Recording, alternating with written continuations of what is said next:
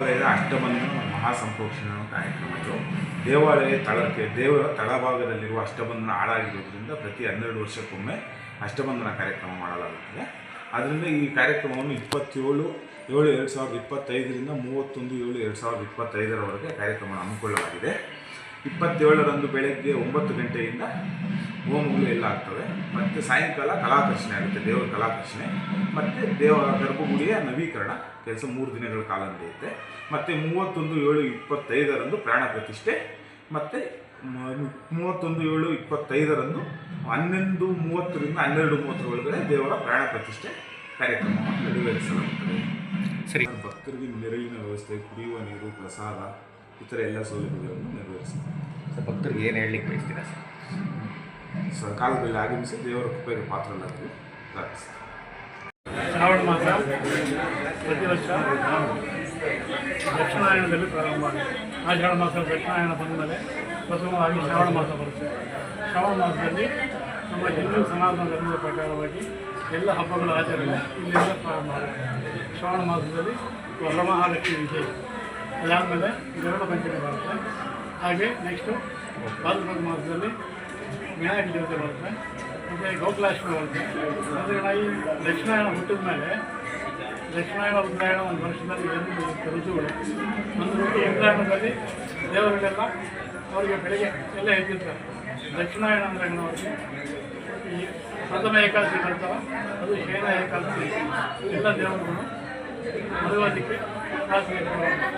ಈ ದಕ್ಷಿಣಾಯನದಲ್ಲಿ ಎಲ್ಲ ದೇವರಿಗೆ ಮಲಗಿರೋದ್ರಿಂದ ರಾಕ್ಷಸ ಬಾಧೆ ಜಾಸ್ತಿ ಇರುತ್ತೆ. ಎಲ್ಲ ಹಬ್ಬಗಳನ್ನು ದಕ್ಷಿಣಾಯನದಲ್ಲೇ ಮಾಡಬೇಕು ಅಂತ ಹಿರಿಯರು ಋಷಿಗಳು ಸಂಕಲ್ಪ ಮಾಡಬೇಕು.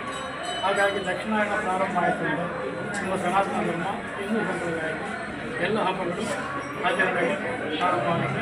ನಮ್ಮ ಹಿಂದೂಗಳಿಗೆ ಎಲ್ಲ ದೇವರುಗಳು ಎಲ್ಲ ದೇವರುಗಳು ಹಬ್ಬಗಳನ್ನು ಆಚರಣೆ ಮಾಡಿ ದೇವಸ್ಥಾನದಲ್ಲಿ ಎಲ್ಲ ದೇವಸ್ಥಾನ ಮಾಡಿ ಪ್ರತಿ ಶನಿವಾರ ಪ್ರತಿ ಶ್ರಾವಣ ಶುಕ್ರವಾರ ದೇವರಿಗೆಲ್ಲ ಅಭಿಷೇಕ ಮಾಡಿ ಅಲಂಕಾರ ತೀರ್ಥ ಪ್ರಸಾದ ಹೀಗೆ ಎಲ್ಲ ಭಕ್ತರುಗಳು ಸೇರಿ ಸಾರ್ವಜನಿಕರ ಸೇರಿ ಸಂತೋಷವನ್ನು ಹೆಚ್ಚಿಕೊಳ್ತಕ್ಕಂಥ ಶುಭದಿನ. ಇವತ್ತಿಂದ ಶ್ರಾವಣ ಮಾಸ ಪ್ರಾರಂಭವಾಗಿದೆ. ಮುಂದೆ ಎಲ್ಲ ಹಬ್ಬಗಳು ಪ್ರಾರಂಭವಾಗಿದೆ. ಅದೇ ರೀತಿ ನಾಳೆಯಿಂದ ನಮ್ಮ ದೇವಸ್ಥಾನದಲ್ಲಿ ವಿಶೇಷವಾಗಿ ಬಾಲಾಲಯ ಅಷ್ಟಬಂಧನ ಮಹಾಸಂಪ್ರೋಕ್ಷಣ ಕಾರ್ಯಕ್ರಮ 5 ದಿವಸ ಪ್ರಾರಂಭ ಆಗುತ್ತೆ. ದೇವರ ಕಲಾಕರ್ಷಣೆ ಮಾಡೋದು ಕೆಲಸಬೇಕು, ಒಳಗಡೆ ಶುದ್ಧಿ ಆಗಬೇಕು. ಒಳಗಡೆ ಎಲ್ಲ ನೀಟಾಗಿ ಶುದ್ಧಿ ಮಾಡಿ ಒಂದಷ್ಟು ಕರೆಂಟ್ ಕೆಲಸ ಮಲ್ಲಿಸಂತೆಲ್ಲ ಇದೆ ಅವೆಲ್ಲ ಮಾಡಿ ಆದಮೇಲೆ 4ನೇ ದಿವಸ ದೇವರಿಗೆ ಅಷ್ಟಬಂಧನ ಹಾಕಿ 5ನೇ ದಿವಸ ಬೆಳಗ್ಗೆ ಅಭಿಷೇಕ ಆಗಬೇಕು. ಮಹಾಸಂತೆ ಅಭಿಷೇಕ ಆಗಿ ಅಲಂಕಾರ ಆದಮೇಲೆ ದೇವರಿಗೆ ದೇವರನ್ನ ಶಕ್ತಿಯನ್ನು ದೇವರಿಗೆ ಆವಾಹನೆ ಮಾಡಿ ದೇವರಿಗೆ ಆವಾಹನೆ ಆದಮೇಲೆ ಒಪ್ಪಣ ಮುಖಾಂತರವಾಗಿ ದರ್ಶನ ಮಾಡ್ತಾರೆ. ಕರಡಿ ಅದಾದಮೇಲೆ ದೇವರನ್ನು ಹೆಚ್ಚಿಗೆ ದರ್ಶನ ಮಾಡಿ ಎಲ್ಲರೂ ಇದು ವಿಶೇಷವಾದ ಕಾರ್ಯಕ್ರಮ. ಸರ್, ಇವಾಗ ನಾಳೆ ವೆಂಕಟೇಶ್ವರ ಸಮಸ್ತ ಭಕ್ತ ಮಹಾಜರಿಗೆ ಶ್ರಾವಣ ಮಾಸದ ಶುಭಾಶಯಗಳು.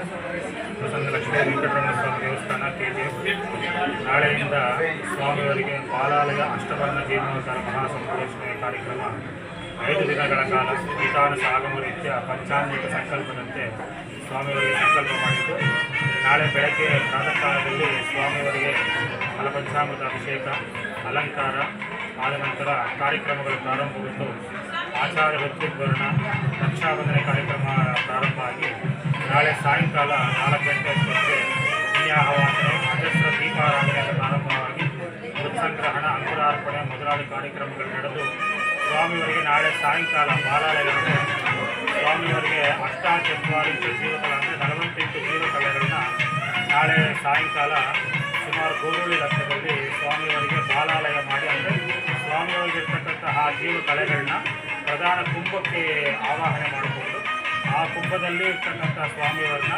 ಯಾಗಶಾಲೆಯಲ್ಲಿಟ್ಟು ನಾವು ಪ್ರತಿನಿತ್ಯ ಕೂಡ ಭಗವಂತನಿಗೆ ಗರ್ಭಾಲಯದಲ್ಲಿ ಯಾವ ಥರ ಸ್ವಾಮಿಯವರಿಗೆ ಹೂವಿನ ಅಲಂಕಾರ, ನೈವೇದ್ಯ, ಷೋಡಶೋಪಚಾರಗಳೆಲ್ಲ ನಡೆಯುತ್ತೆ, ಅದೇ ರೀತಿಯಾಗಿ ಈ 5 ದಿನಗಳ ಕಾಲ ಸ್ವಾಮಿಯವರಿಗೆ ಯಾಗಶಾಲೆಯಲ್ಲೇ ಹೂವಿನ ಅಲಂಕಾರ, ನೈವೇದ್ಯ ಎಲ್ಲ ಕಾರ್ಯಕ್ರಮಗಳು ನಡೆದು ಆ ಭಗವಂತ ಸಾನ್ನಿಧ್ಯಕ್ಕಾಗಿ ಸ್ವಾಮಿಯವರಿಗೆ ಪಂಚಾಂಗದಲ್ಲಿ ನಿತ್ಯ ಹೋಮಾದಿಗಳು ಬೆಳಗ್ಗೆ ಸಾಯಂಕಾಲ 2 ಕೂಡ 8 ಹೋಮಕುಂಡಗಳಲ್ಲಿ ವಿಶೇಷ ಭಗವಂತನಿಗೆ ಸಾನ್ನಿಧ್ಯ ಬರ್ತಕ್ಕಂಥ ಎಲ್ಲ ಹೋಮಾದಿಗಳನ್ನು ನಡೆಸಿ 30ನೇ ತಾರೀಕು ಬುಧವಾರ ಸಂಜೆ ಸ್ವಾಮಿಯವರಿಗೆ ವಿಶೇಷವಾಗಿರ್ತಕ್ಕಂತಹ ಮಹಾಶಾಂತಿ ಕುಂಭಾಭಿಷೇಕ.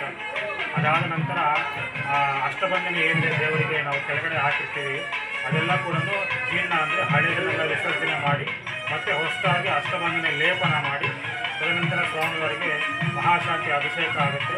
ಅದಾದ ಮೇಲೆ ಉತ್ಸವಮೂರ್ತಿಗಳಿಗೆ ಶಯನಾದಿವಾಸ ಅಂತ ಹೇಳ್ತಾರೆ.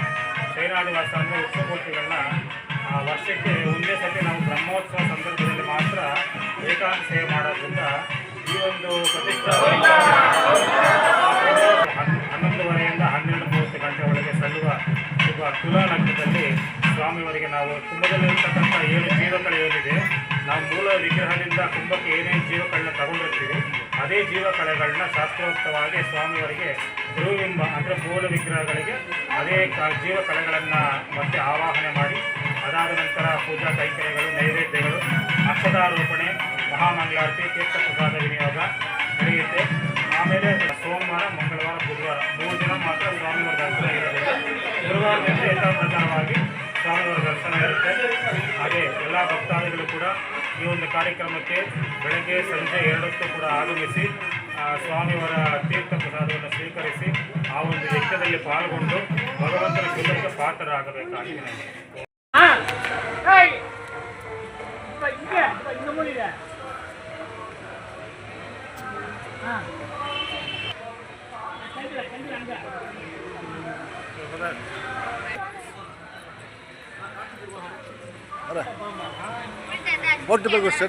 வார சனிக்கிழமை மக்கள் ஷார்ப்பாக 11 மணிக்கு கோயில் அன்னதானம் இருக்கும்.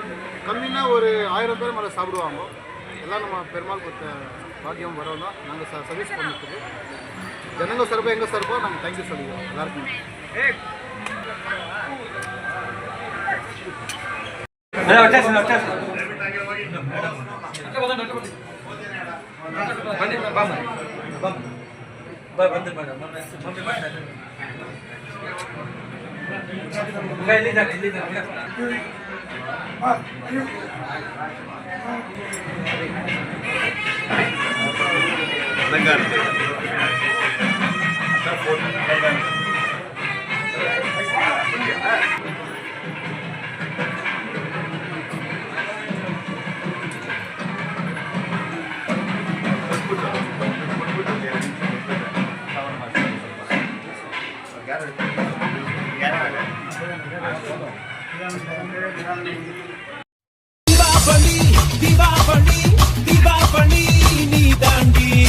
ஆரம்பிக்கலாங்களா?